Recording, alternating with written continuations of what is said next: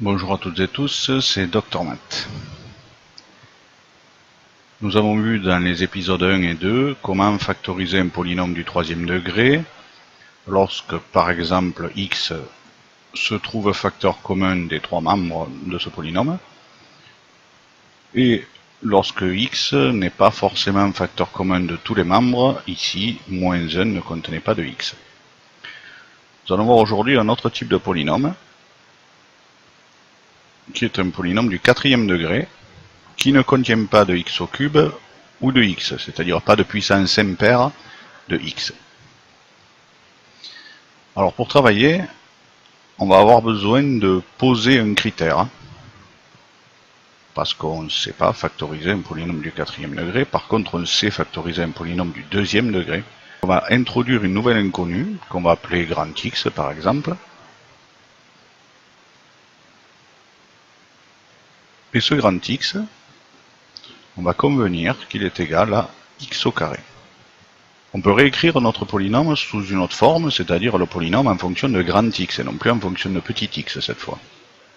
Donc notre polynôme en fonction de grand x est égal à grand x au carré, puisque grand x fait petit x au carré, donc petit x puissance 4 va nous donner grand x au carré.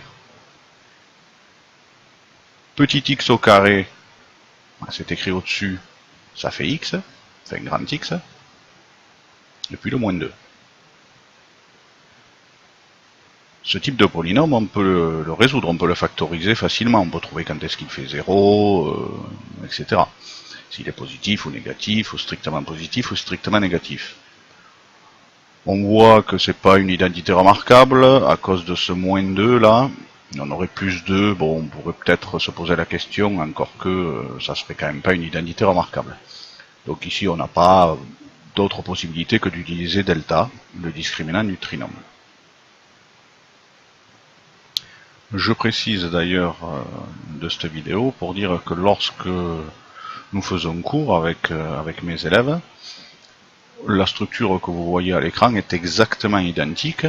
La seule différence, c'est qu'ici, au niveau des fenêtres vidéo, bien, il y a deux fenêtres vidéo, c'est-à-dire la mienne et celle de mon élève. Mais sinon, le contexte est exactement le même.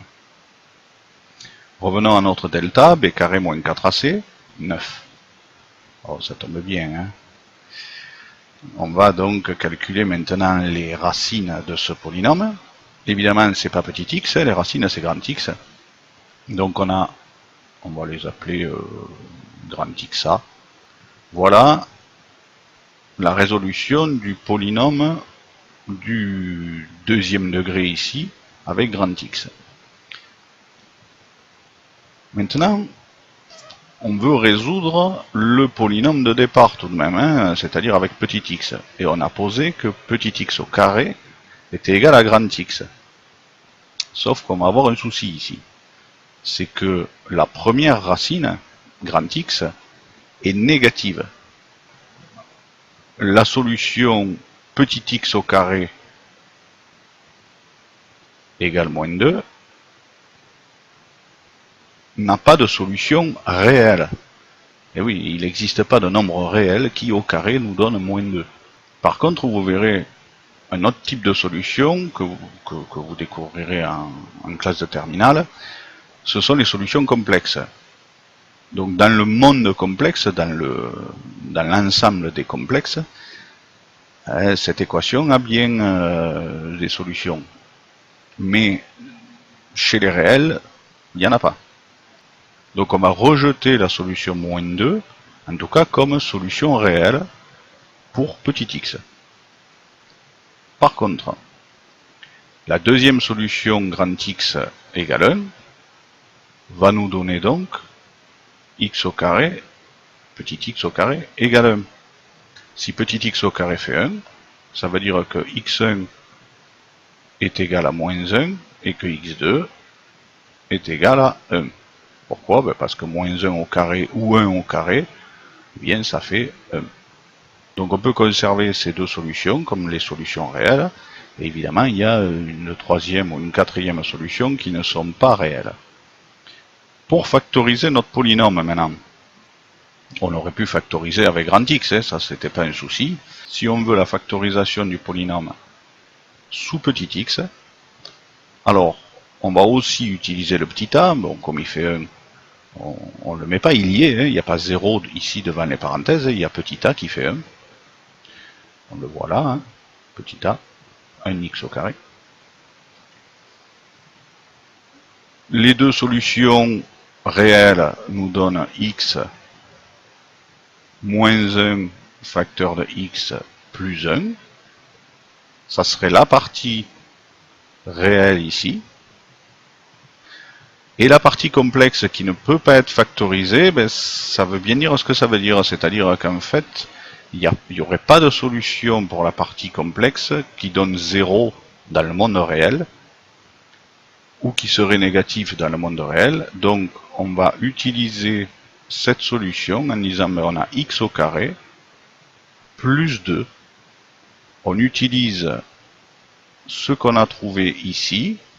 Même si on a rejeté la solution réelle, on va tout de même l'utiliser si on veut écrire le polynôme sous sa forme factorisée.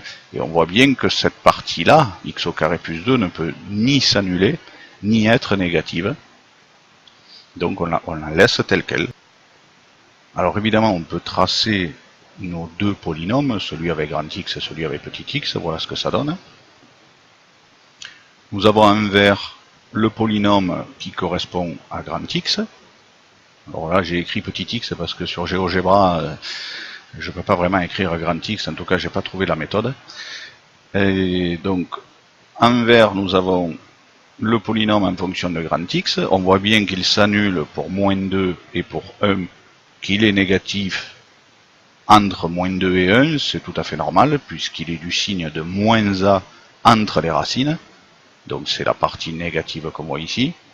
Il est positif avant moins 2 et après 1. C'est normal aussi, puisqu'il est du signe de petit a. N'oublions pas que petit a fait 1, donc il est positif. Donc il est bien du signe de petit a à l'extérieur des racines. Si je trace maintenant sa forme factorisée, je vois bien qu'elle se calque totalement sur la forme développée du polynôme. Donc c'est bien exactement la même. Donc vous notez au passage la forme factorisée du polynôme qui correspond bien à ce qu'on a trouvé tout à l'heure. Si j'observe maintenant la forme du polynôme du quatrième degré avec petit x, je la vois en pointillé ici, je vois bien que les deux seules solutions réelles qui annulent ce polynôme sont moins 1 et 1.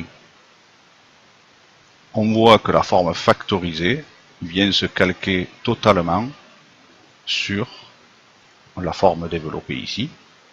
Donc on peut dire que la forme factorisée correspond bien à x moins 1 facteur de x plus 1, facteur de x au carré plus 2, c'est-à-dire la partie qu'on ne peut pas résoudre dans l'ensemble des nombres réels.